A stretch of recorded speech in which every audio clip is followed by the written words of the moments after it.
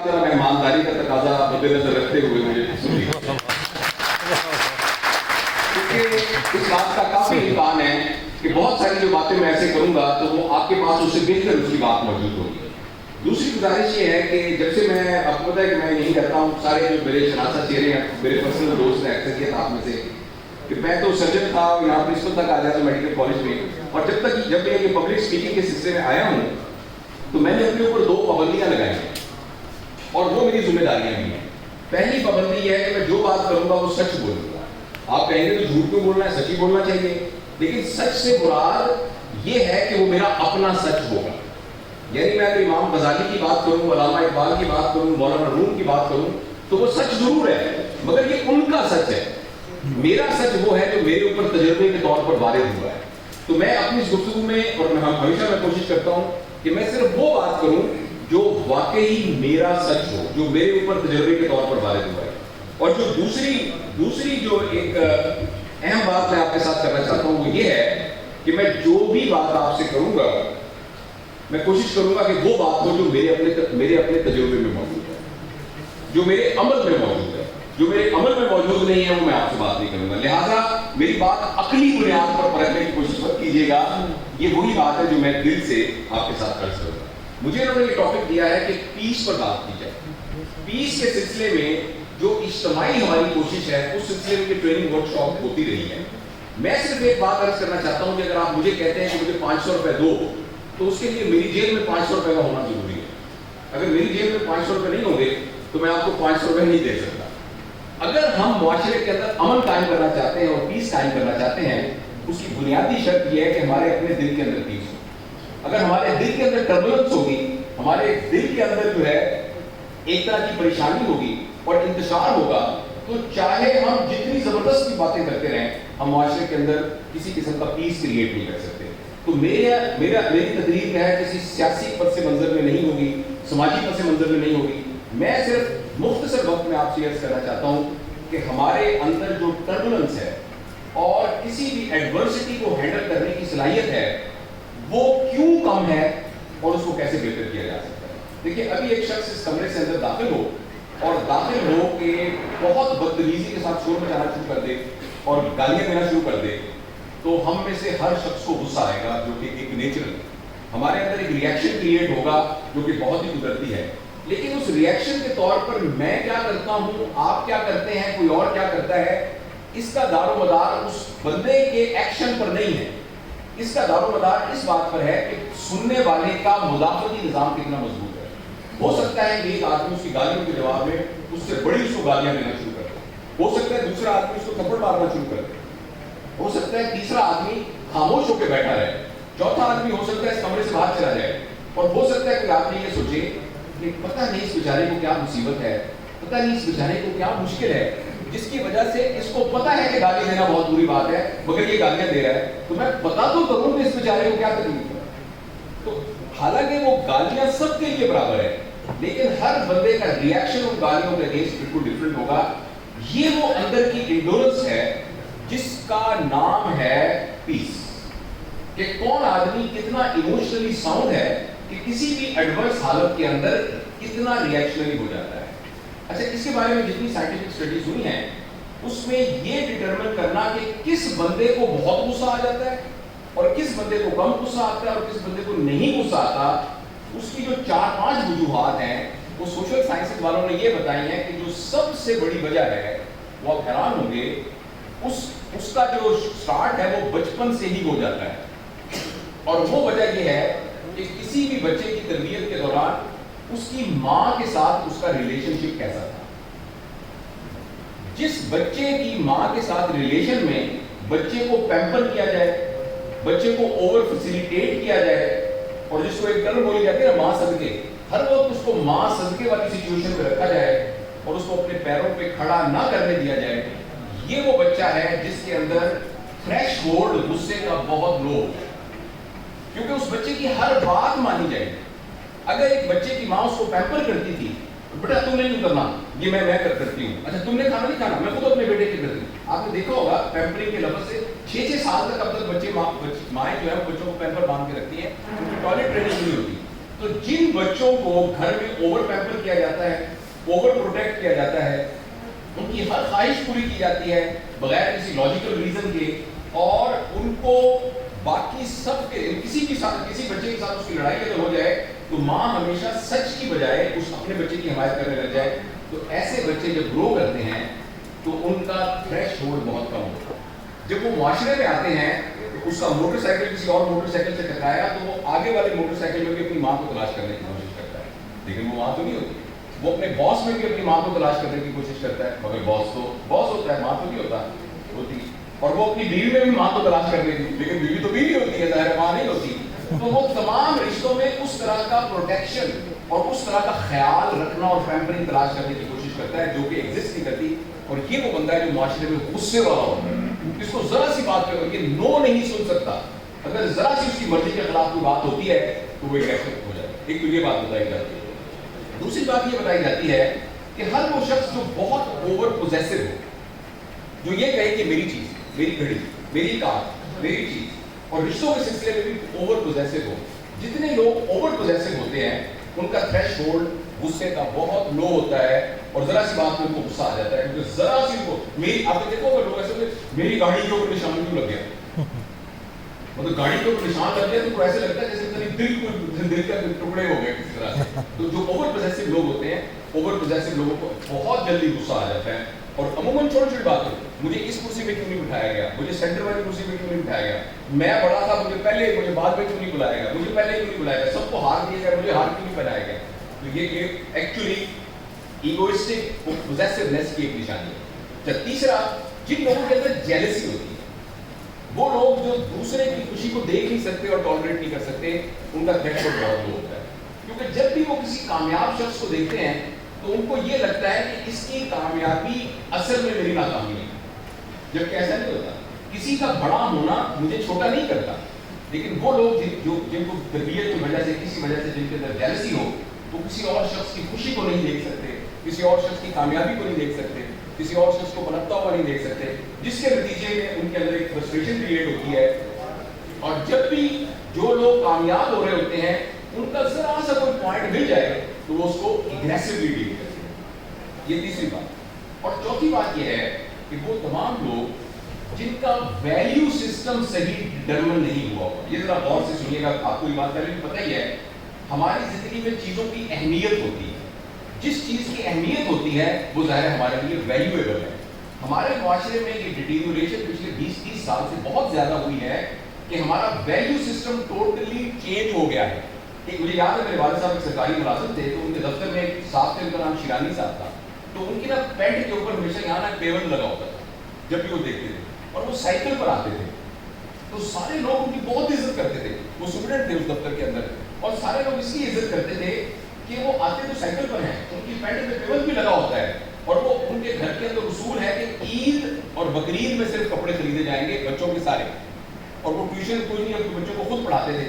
लेकिन ये मशहूर था कि वो एक एक पैसे के ईमानदार हैं, तो उनकी ईमानदारी की वजह से हर बंदा उनकी बहुत ज्यादा इज्जत करता था। और ये मेरी आंखों के सामने, मेरी 60 साल उम्र है, आप में से अक्सर मुझसे छोटे होंगे, कुछ मेरी उम्र के होंगे, कुछ ज्यादा भी होंगे, ये हमारी आंखों के सामने ये वैल्यू सिस्टम नीचे डाउनवर्ड डिटीरियोरेट हुआ है। और पिछले 20-30 साल के अंदर पता नहीं उसकी पॉलिटिकल रीजन है, क्या रीजन है, आप उसको बेहतर समझते हैं, सडनली हमारे माशरे में वैल्यूएबल चीजें वो बन गई हैं जिनको पैसे से खरीदा जा सकता है, जबकि एक जमाने में वैल्यूएबल चीजें वो थी जो पैसे से नहीं खरीदी जा सकती थी। मसलन सच्चाई, मसलन ईमानदारी, मसलन दयानतदारी, मसलन ट्रस्टवर्दी होना, मसलन सच्चा होना।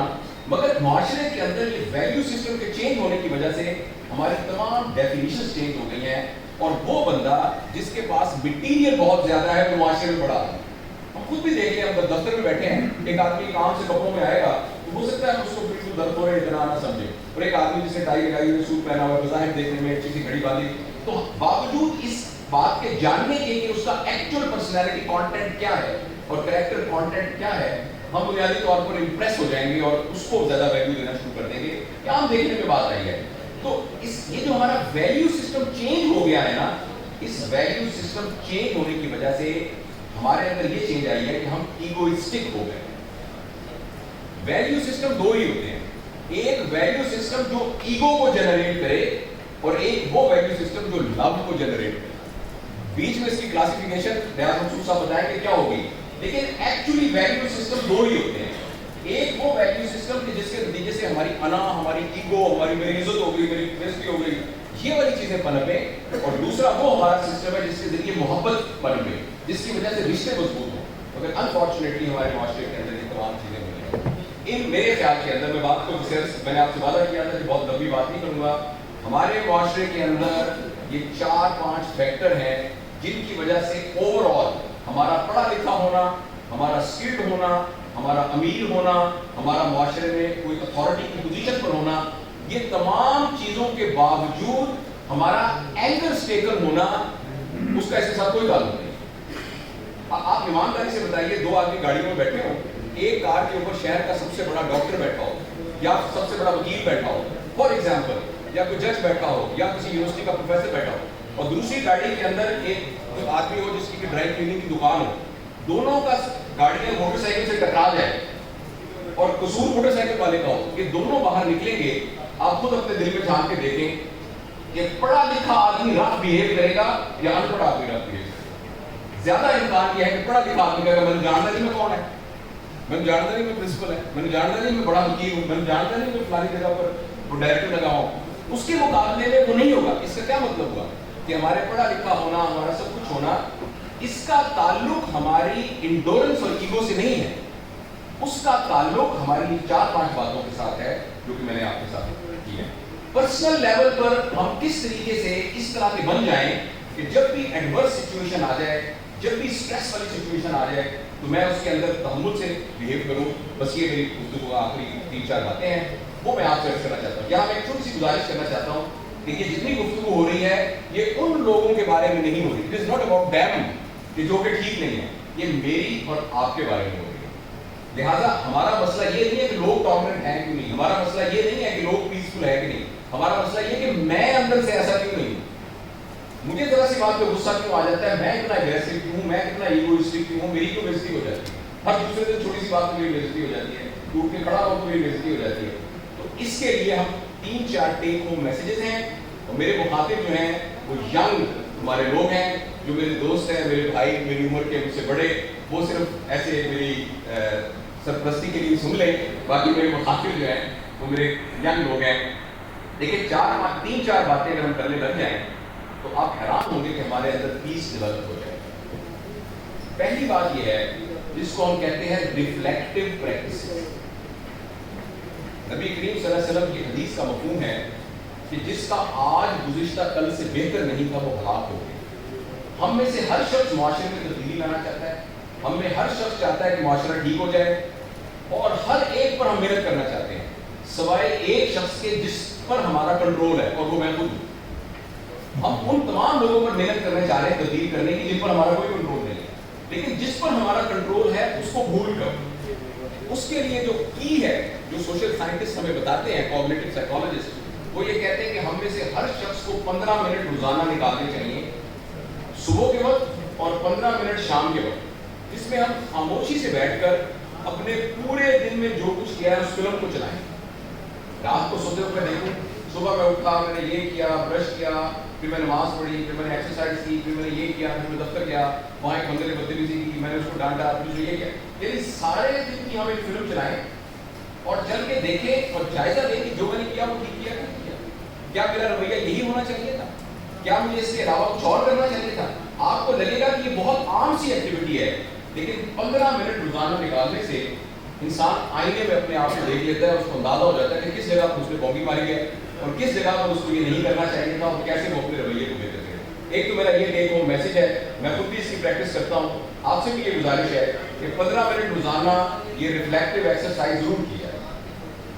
जो दूसरी अहम बात है वो ये है कि जब भी ऐसी सिचुएशन क्रिएट हो जिसके अंदर टर्बुलेंस हो सकती है, जिसमें गुस्सा हो सकता है, उसके अंदर अल्फाज को बिल्कुल ना पकड़ा जाए।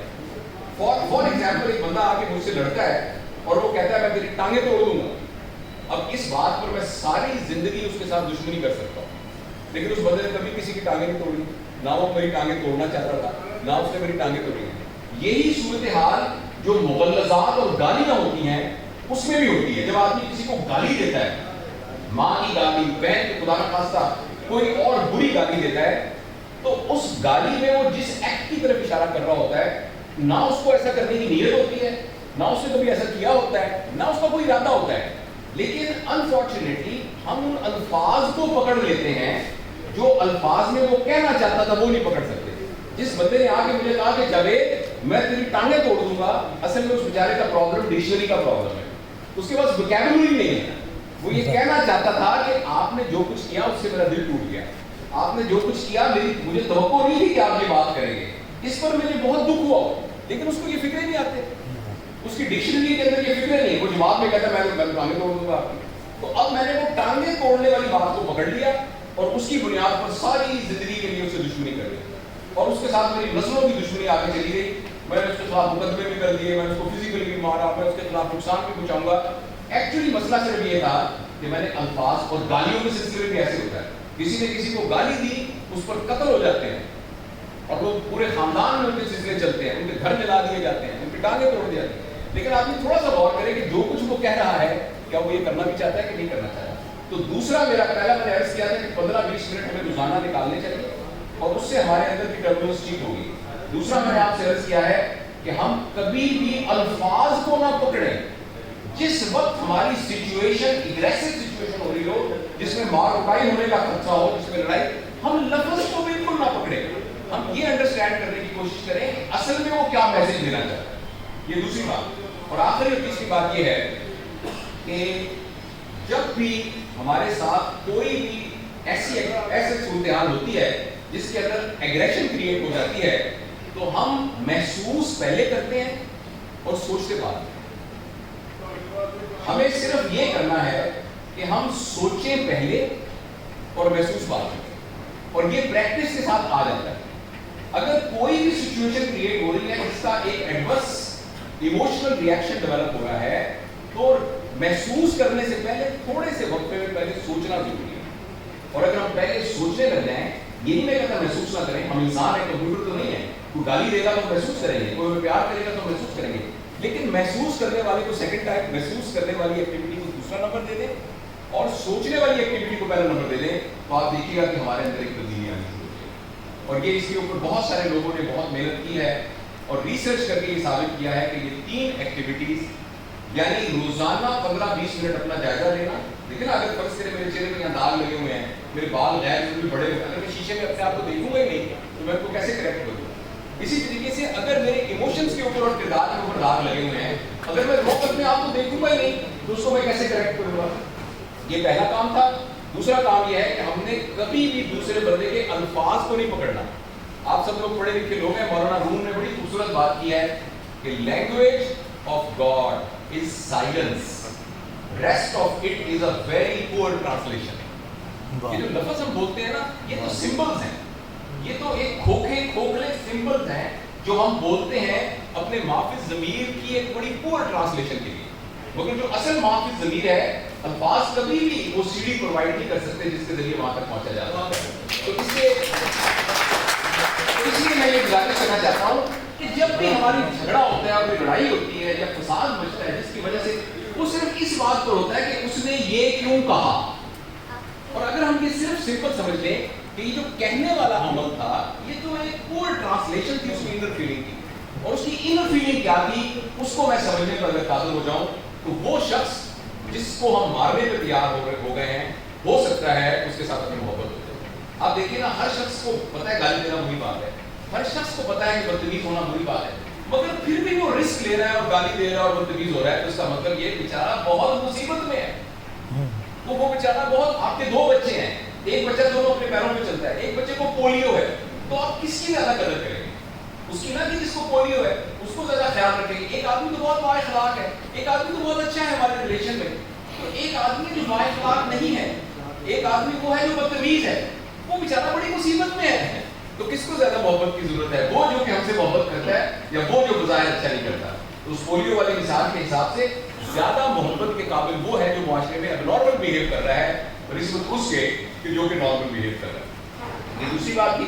اور آخری بات میں نے آپ سے عرض کی تھی کہ تھوڑا سا ہم اپنی تربیت میں ایموشنل ایگریشن کر کے ریئیکٹ کرنے کی بجائے سوچنے کے عمل کو پہلے لیں.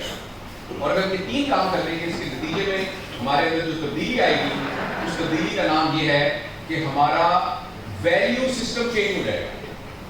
اگر ہم ان 3-4 چیزوں پر عمل کریں گے تو ہمارے نزدیک ان چیزوں کی ویلیو ہوگی جو ریئل ویلیو ہے. رائٹ؟ غیرت کی ڈیفینیشن چینج ہو جائے گی. عزت بے عزتی کی. میں کمرے میں گیا کوئی اٹھ کے کھڑا نہیں ہوا, میری کتنی بے عزتی ہوئی. لیکن اگر ہمارا ویلیو سسٹم بہت پازیٹیو ہوگا تو ہم یہ کہیں گے یہ لوگ مجھ سے اتنا محبت کرتے ہیں, مجھے اتنا اپنا سمجھتے ہیں کہ ان کو اس بات کی ضرورت ہی محسوس نہیں ہوئی کہ میرے لیے کھڑے. یہ تو مجھ سے بہت زیادہ پیار کرتے ہیں. یعنی ہمارا ویلیو سسٹم ہی چینج ہو جائے گا. جن باتوں میں غصہ آتا ہے, جن باتوں میں ہماری بے عزتی ہوتی ہے, جس باتوں کو ہم ایگوئسٹکلی لیتے ہیں, ان کو محبت کے ساتھ